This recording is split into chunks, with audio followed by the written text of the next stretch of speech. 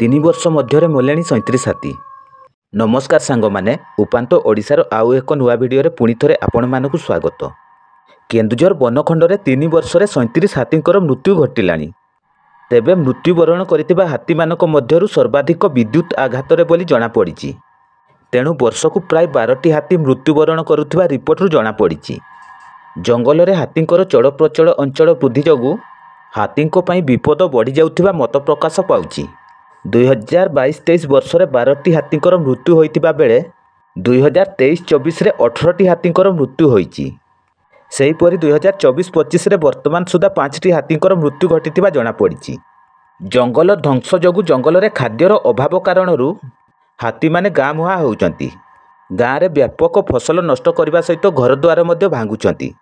तेणु एपरी हाथी मनीष लड़ई रे केतेबेले हाथी मानकर जीवन जाउछि तो केतेबेले मनीष माने हाथीर शिकार हेउचंती।